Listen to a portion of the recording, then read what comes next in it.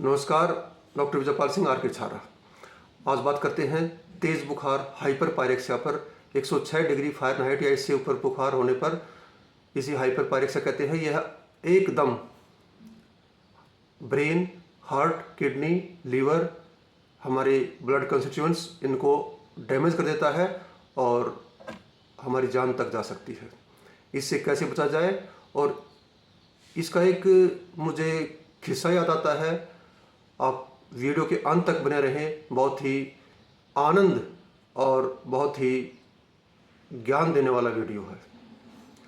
ये बात है सन 1995 की जून का महीना, बहुत ज़्यादा गर्मी, और रात का वक्त 9 बजे मेरे पास एक आदमी आया और उसने बताया कि डॉक्टर साहब घर चलना पड़ेगा। मैंने पूछा भी क्या बात है, तो उसने मुझे बताया आप चल कर देख लो, हमें पता ही नहीं क्या बात है। उसने बात घुमा दी और मुझे कुछ विशेष बताया नहीं। मैं अपना सामान लेकर और उसके घर चला गया। मैं वहाँ जाकर देखता हूँ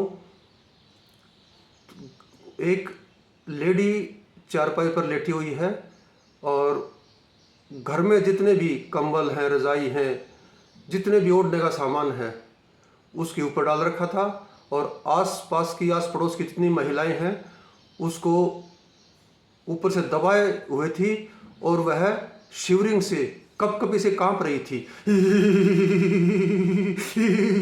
इस तरह से वो कांप रही थी। और एक और अलग विशेष बात, उसकी चारपाई के नीचे अंगारों से भरा हुआ तसला उसकी चारपाई के नीचे रखा हुआ था। जेठ जून का महीना, तपती हुई गर्मी, घर में जितने भी ओढ़ने का चादर, कंबल, रज़ाई, जो भी सामान था उस पर सभी डाला हुआ, और वे औरतें उसको ऊपर से दबाए हुए। हमारा बॉडी टेम्परेचर शिवरिंग में बढ़ता है, उसको शिवरिंग लगी हुई थी। मैंने जाकर उनको हटाया और पूछा भाई क्या बात है ये। बोले इसको बुखार है पिछले 1 हफ्ते से। जैसे ही मैंने उसका मुंह से कपड़ा हटाया, उसके माथे पर हाथ लगा कर देखा, बिल्कुल जल रहा था, और हाथ से मैं फील करके महसूस कर रहा था कि 107-8 डिग्री फ़ारेनहाइट तक बुखार है। मैंने फटाफट पूरी चीज़ हटाई, नीचे से वो अंगारों से भरा हुआ तसला हटाया, उनसे हटवाया, और मैंने उनको पानी, ठंडे पानी की पैकेट लाने को बोला, और आइस वगैरह जो अगर मिल जाए तो बोला उनको ले आओ। और वे बोले क्या करोगे। मैंने कहा इसके सिर पे, हाथों पाँव पर इसको लगाऊंगा, उससे ही बुखार, और इसके जो बुखार से दिमाग वगैरह खराब ना हो जाए वो करूंगा। बोले ऐसा करने से मर जाएगी। मैंने कहा क्यों मर जाएगी भाई। बोले इसको तो मोतीदारा है, इसको तो टाइफाइड फीवर है। अब मैंने उसको बोला कि मैं इतना जानता हूं, अगर अब मैंने इसे आइस पैक से कूल नहीं किया तो ये मरेगी, और आप कह रहे हो आपने कूल कर दिया तो मरेगी। इसको तो दोनों हालतों में मरना है। लेकिन मैंने उनकी बात नहीं मानी और उसको आइस पैक लगाया और बुखार उतारने की टैबलेट दी, और उसका बुखार देखा, उसका 108 डिग्री फ़ारेनहाइट बुखार था। वो घंटे भर में रिलैक्स महसूस हुआ और उसका बुखार 102 आ गया। अब मैंने जब दवाई देने की बात कही तो उन्होंने कहा इसको तो मोतीदारा है, हम तो इसको कल वहीं दिखाएंगे जहाँ से इसकी दवाई चल रही है। मैंने कहा कोई बात नहीं, वहाँ दिखा देना, लेकिन इसको मोतीदारा नहीं है, इसको तो मलेरिया है, और अगर इसका अच्छी तरह से इलाज नहीं हुआ तो ये दिमाग में, माइंड मलेरिया, जो एक फैल्सीपेरम टाइप का मलेरिया होता है, वो सीधा दिमाग में जाता है। मेरा शक है इसको वो मलेरिया है, और ये सीधा दिमाग में जाएगा और इसका ब्रेन डैमेज हो जाएगा। तो उन्होंने कहा ठीक है, हम इसको सुबह वही ले जाएंगे और उसको बताएंगे। लेकिन अगले दिन बुखार नहीं हुआ, और वो न तो उस डॉक्टर के पास ले गए, न मुझसे कोई दवाई ली उन्होंने। ठीक अगले दिन उसी टाइम रात के 9 बजे फिर उसको वही शिवरिंग का, बुखार का एपिसोड हुआ, और वो फिर मेरे पास आए।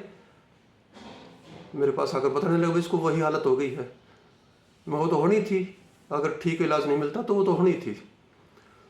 तो मैंने उनसे मजाक में कह दिया तुमने तो वो नहीं कर दिया, अंगारों से भरा हुआ तसला नीचे रख दिया हो, और बोला नहीं हमने नहीं किया।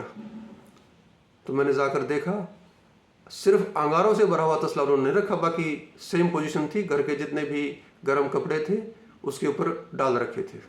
मैंने वह हटाया, लेकिन जब मैंने उसके मुंह से वो कपड़ा हटाया तब मैंने उसका मुंह देखा। उसका मुंह ऐसे बना हुआ था, उसको बुखार दिमाग में चढ़कर और ब्रेन पर असर हो गया था, बुखार दिमाग में चढ़ गया था। मैंने उसको कहा फटाफट भी ठंडा कपड़ा और ठंडे पानी की पैकेट लाओ और आइस लाओ, और ये यहाँ इसका काम नहीं चलेगा, इसको तो बड़े सेंटर में ले जाना पड़ेगा और सीधा पीजीआई ले जाना। अगर किसी और जगह ले जाना पड़ेगा तो काफ़ी खर्चा आएगा, आपके लाखों रुपए तक लग जाएंगे, और अब इसका इलाज आसान नहीं रहा। उसके बाद उसको ठंडा करने के बाद वो उसको ले गए, और मेरे कहने के बावजूद वो मेडिकल तक नहीं ले गए, लेकिन उनके दिमाग में कुछ ऐसा था कि इसको कुछ ऊपर की हवा, कुछ ऐसा हो गया जिससे वो बद आवाज़ में बोलने लगी।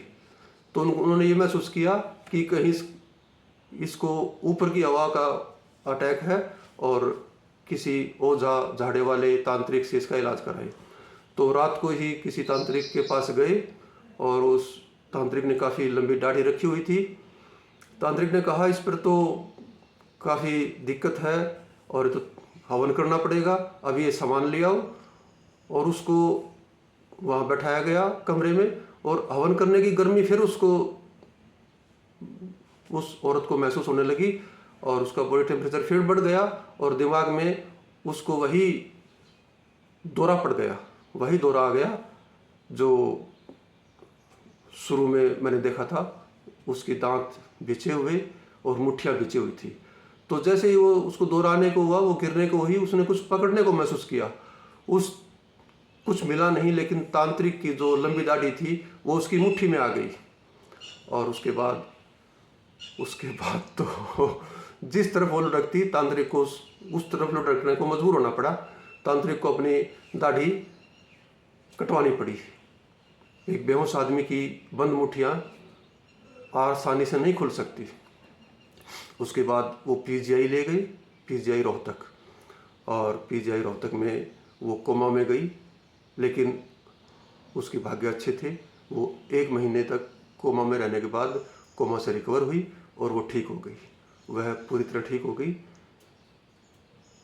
और उसका बड़ा सौभाग्य था। तो मेरी इस छोटी सी कहानी का सिर्फ इतना ही आशय है कि तेज बुखार से बचने का प्रयास करें। हम अक्सर बुखार में गर्म कपड़े ओढ़ते हैं सर्दी लगने पर, और आग के नज़दीक बैठते हैं, जबकि सर्दी लगने का संकेत ये है कि बहुत तेज बुखार आने वाला है। जितनी ज़्यादा सर्दी लगेगी हमें, जितनी ज़्यादा देर तक सर्दी लगेगी, उतना ही बुखार हमारा तेज होता चला जाएगा। तो हमें ये तो घर पे ही करना पड़ेगा उस बुखार से बचने के लिए, और उसके बाद डॉक्टर को दिखाएं और अपने जो भी डॉक्टर राय दे उस पर अमल करें। नमस्कार, जय हिंद।